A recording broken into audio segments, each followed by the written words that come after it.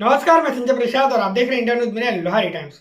आपको बता दूं, राष्ट्रीय सहकारी विकास विभाग एनसीडीसी द्वारा जो है संघ प्रदेश दादरा नगर हवेली दमन दीव में जो है 7 अलग अलग सोसाइटियों को क्षेत्रीय सहकारी कोऑपरेटिव एक्सेलेंस अवार्ड दिया गया। इस अवार्ड में जो है एक ट्रॉफी, सर्टिफिकेट और अलग अलग राशियां दी गई। आखिर ये अवार्ड क्यों दिया गया, क्या इसके कारण है और किस तरीके से जो है सोसाइटियों को फायदा हो सकता है, इस पूरी जानकारी दी गई है इस पूरे वीडियो में। उससे पहले मैं बता दूं कि एनसीडीसी के अधिकारी संजय कुमार ने हमसे बात करते समय क्या कहा, देखें पूरी खबर। राष्ट्रीय सहकारी विकास निगम मिनिस्ट्री ऑफ कॉर्पोरेशन सहकारिता मंत्रालय के अधीन एक स्टैट्यूटरी बॉडी है और हम सहकारी समितियों को वित्त पोषण और कैपेसिटी डेवलपमेंट के लिए काम करते हैं। पिछले साल हमने विभिन्न सहकारी समितियों को अप्रॉक्स 41,000 करोड़ का असिस्टेंस दिया था। इस साल अब तक हम अप्रॉक्स 60,000 करोड़ का असिस्टेंट हम अलग अलग सहकारी समितियों को देश भर में दे चुके हैं। इसी क्रम में एनसीडीसी ने एक क्षेत्रीय स्तर पर रीजनल अवार्ड का ये घोषणा किया है, जिसमें हम प्राथमिक स्तर की सोसाइटियों को अवार्ड दे रहे हैं। हमने 7 अलग अलग सोसाइटियों को दमन एंड दीव में अवार्ड के लिए चयन किया है। इन सोसाइटी को कोऑपरेटिव एक्सीलेंस के रूप में 25,000 का नगद राशि और एक सर्टिफिकेट और एक ट्रॉफी दी जाएगी।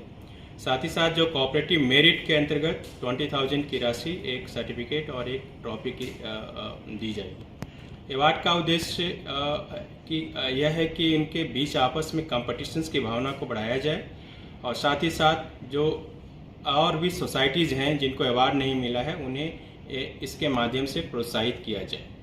हमें उम्मीद है इस अवार्ड के माध्यम से और भी जो society Daman and Diu and Dadra Nagar Haveli में हैं वो बेहतर करने के लिए प्रोत्साहित होंगे। नमस्कार। और आज के इस कार्यक्रम में जहां हम नेशनल कोऑपरेटिव डेवलपमेंट कॉर्पोरेशन के सौजन्य से जो रीजनल अवार्ड्स कोऑपरेटिव सोसाइटीज के लिए हम आज वितरित कर रहे हैं, यहाँ पर उपस्थित श्री संजय कुमार जी जो रीजनल डायरेक्टर हैं एनसीडीसी से आए हुए हैं, और हमारे कलीग श्री कृष्ण चैतन्य जी, बाकी सभी सहकारिता डिपार्टमेंट के ऑफिसर्स और आप सब कोऑपरेटिव सोसाइटीज़ के रिप्रेजेंटेटिव्स। पहले तो आप सब लोगों को मैं बधाई देना चाहता हूं, क्योंकि आपने award of excellence, award of merit आपको मिला। आज आपने उसको कलेक्ट किया और ये भी बताना चाहता हूं कि ये जो सहकारिता मूवमेंट है वो भारत सरकार ने एकदम बहुत ज़्यादा पैमाने पर उसको सीरियसली लेते हुए उसको एक पुश देने का प्रयास किया है।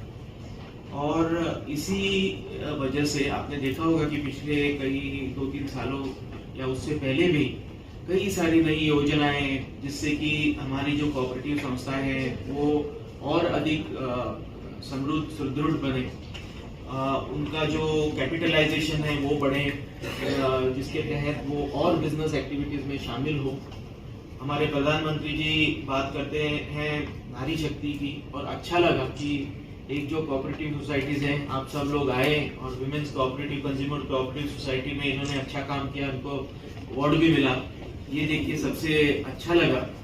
लेकिन मैंने पिछले 1 साल में, 1 साल भी नहीं हुआ, मे भी 7-8 महीने हुए जो मैंने इस डिपार्टमेंट का चार्ज लिया, और मैंने ये नोटिस किया है कि यहाँ का जो सहकारिता मूवमेंट है, हालांकि हमारे पेपर पे 550 कोऑपरेटिव सोसाइटीज हैं यूटी में, और सब लोगों ने डेटाबेस वगैरह अपडेट वगैरह कर दिया है, वो अच्छी साइन है।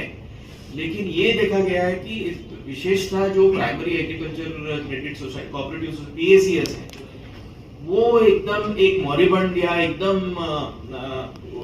नॉन फंक्शनल अवस्था में बहुत सारी सोसाइटीज या बहुत कम बिजनेस एक्टिविटीज वो लोग कर रहे हैं।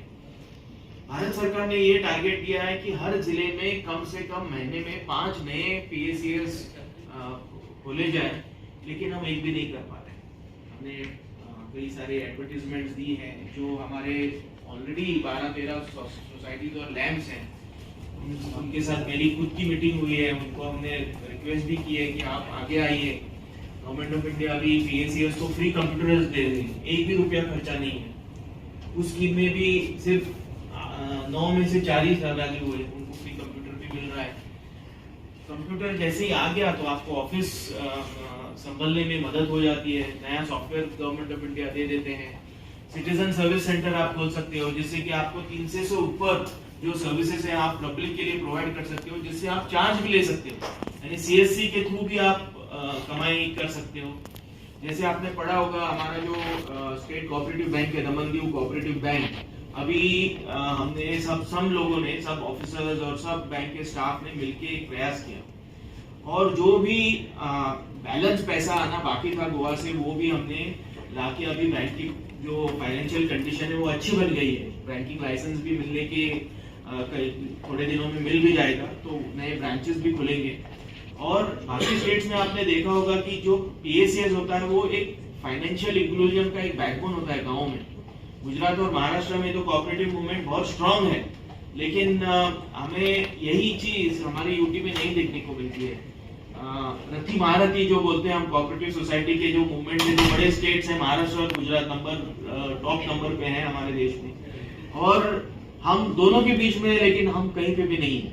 यूटीज में भी हम पीछे हैं, तो थोड़ा सा हमें प्रयास करना पड़ेगा। अभी मैं कृष्णा जी को बोल रहा था कि हमें भी प्रयास करना है। डीएनएच में बहुत सारा स्कोप है, और ये भी है कि जैसे ही आप अफिलिएट हो जाते हो स्टेट कोऑपरेटिव बैंक को, तो क्रेडिट फंडिंग भी आपको आना चालू हो जाएगी, जिससे कि आपको थोड़ा सा मार्जिन भी मिलेगा उसके ऊपर। तो जैसे ही फंडिंग आ जाती है तो आपकी मेंबरशिप भी बढ़ेगी, लेकिन इसके लिए आपको प्रयास करना पड़ेगा, स्कीम्स लेके आने पड़ेंगे। और हमारा ये भी प्रयास है, अभी एक स्कीम के तहत कोऑपरेटिव सोसाइटीज को पेट्रोल पंप का ऑफर भी आया था। एक एप्लीकेशन हमने भेज भी दिया है, और परसों वाली मीटिंग में ये बताया गया कि एक एप्लीकेशन हमारा अप्रूव भी हो गया है। यानी एक कोऑपरेटिव सोसाइटी को फर्स्ट टाइम हमारी यूटी में पेट्रोल पंप सैंक्शन हो जाएगा, जिससे आप डेवलपमेंट। और एक पेट्रोल पंप आप जानते ही हो कि पेट्रोल पंप होना यानी लाखों करोड़ों का टर्नओवर, और प्रॉफिट्स भी बहुत बढ़िया मिलता है। और लोग भी चाहते हैं कि कोऑपरेटिव सोसाइटी का पेट्रोल पंप है तो उसमें कुछ अडल्ट्रेशन मिक्सचर वगैरह नहीं होगा, प्योर चीजें मिलेंगी। और हमें 2-3 दिन पहले एक मीटिंग थी दिल्ली की, तो वहां पे बताया गया कि आपका जो 2 एप्लीकेशन गए थे, एक का क्लियर था तो एक का सिलेक्ट हो गया है। बहुत जल्द उनका अगर लेटर आ गया तो वो एक पेट्रोल पंप भी खुल जाएगा। एक हाल ही में हमने एक नया जन औषधि केंद्र भी खोला है अंडर कोऑपरेटिव सोसाइटी। देख लीजिए, जन औषधि केंद्र यानी आपको जो जेनेरिक मेडिसिन है, वो जेनेरिक मेडिसिन बहुत ही कम दाम पे, 90% डिस्काउंट के दाम पे जन औषधि केंद्र में मिलेंगे।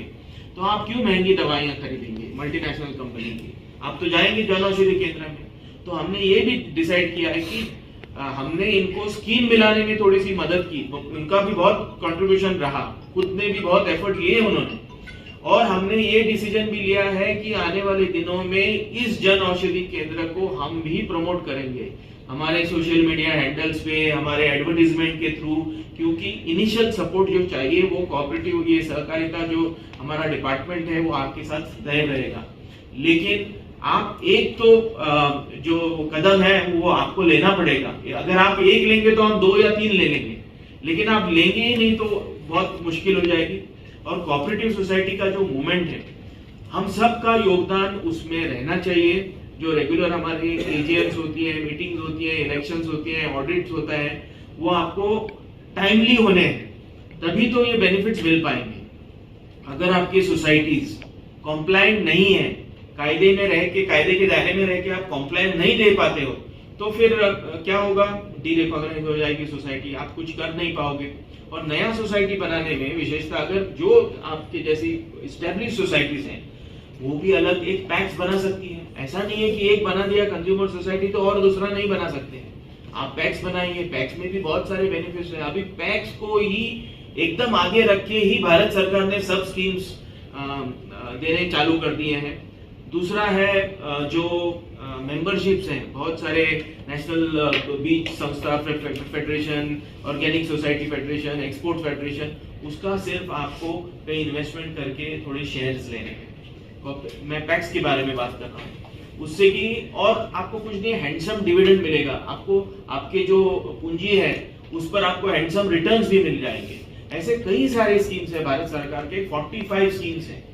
ऐसा नहीं मैं बोल रहा हूँ कि 45 स्कीम सब हमें एप्लीकेबल है, लेकिन जो भी एप्लीकेबल है उससे एक 5 स्कीम से भी आपने बेनिफिट ले लिया तो कोऑपरेटिव सोसाइटी का जो मूवमेंट है वो स्ट्रांग हो जाएगा, आपका फाइनेंशियल जो ग्रोथ है वो भी स्ट्रांग हो जाएगा। और जब भी आपका फाइनेंशियल बैकबोन स्ट्रांग हो जाता है तो क्या होता है, एक परफेक्ट बिजनेस हो जाता है। आप एक बिजनेस से 2 करेंगे, 2 से 5 करेंगे और आपका जो सोसाइटी है बहुत स्ट्रांग हो जाएगी सोसाइटी। आपने देखा होगा कितने सारे सोसाइटीज हैं गुजरात में, महाराष्ट्र में जो वर्ल्ड फेमस हो गए हैं, जिनके पास लाखों करोड़ों का टर्नओवर है, प्रॉफिट्स भी बहुत सारा होता है उनके पास। तो अगर वो कर सकते हैं तो हम डेफिनेटली कर सकते हैं। तो ये मैं उम्मीद रखता हूँ। और ये जो अवार्ड्स होते हैं वो किस लिए होते हैं, ताकि आपको थोड़ा सा उसमें पुश मिले, मोटिवेशन मिले और थोड़ी सी मदद भी मिले। मैं मानता हूँ कि 25,000 में दुनिया नहीं बदलेगी, लेकिन 25,000 में 25,000 से भी ज्यादा ये जो आपको ऑनर मिला है, ये जो रिकॉग्निशन मिली है भारत सरकार की ओर से, वो सबसे बड़ी आपकी उपलब्धि है। और मैं ये आशा करता हूँ। तो आपने देखा कि रिन्यूअल डायरेक्टर जो कि संजय कुमार जी थे और संघ प्रदेश दादरा नगर हवेली के जो है सेक्रेटरी ऑफ कॉर्पोरेशन जो है निखिल देसाई जी और चैतन्य जी, जो तमाम अधिकारी जो है यहाँ पे मौजूद रहे। वैसे बता दूं कि अगर आप किसी भी सोसाइटी से हैं और किसी भी तरीके से आपको कोई व्यवसाय या किसी प्रकार से आपको अगर लगता है कि हमें जो है राष्ट्रीय सहकारी विकास विभाग से जो है मदद मिल सकती है, तो मेरे डिस्क्रिप्शन के नीचे जो है पूरी तरीके से एड्रेस दिया गया है, जिससे आप मिल के कहीं ना कहीं देश के विकास में अपना योगदान दे सकते हैं और अपना भी जो है अच्छा खासा इनकम भी कमा सकते हैं। ऐसे ही आसपास की खबरों को देखने और जानने के लिए हमारे चैनल के साथ जुड़े रहे। धन्यवाद।